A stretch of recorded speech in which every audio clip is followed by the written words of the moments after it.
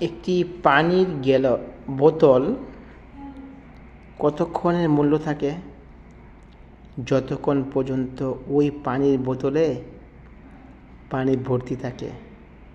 যখন নাকি পানিটি পান করা হয়, বোতলটি খালি হয়ে যায়, তখন বোতলটি কোথায় যায়?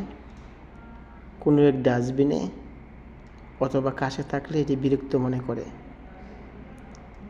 তো আপনি ততক্ষণ মূল্যবান যতক্ষণ আপনার আশেপাশের মানুষদেরকে, আশেপাশের কিছু বন্ধুদেরকে দিতে পারবেন।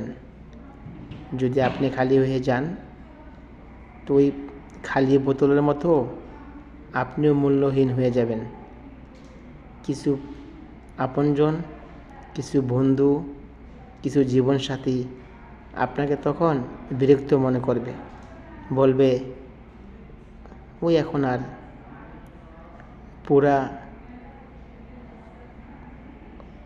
পানির পুরা বোতল নাই, সে এখন খালি বোতল।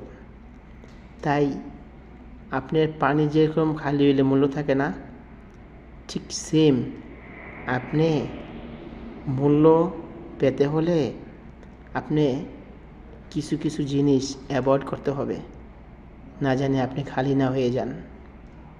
খালি হয়ে গেলে এই সমাজ, এই প্রিয় মানুষগুলা, এই কাছের মানুষগুলোই আপনাকে বেশি অবহেলা করবে, কষ্ট দেবে, লাঞ্ছিত করবে। তাই নিজে একটু পরিবর্তন হন, নিজকে নিজে আপন ভাবুন। ভালো থাকবেন। সকল ভালো মানুষরা ভালো থাকুন।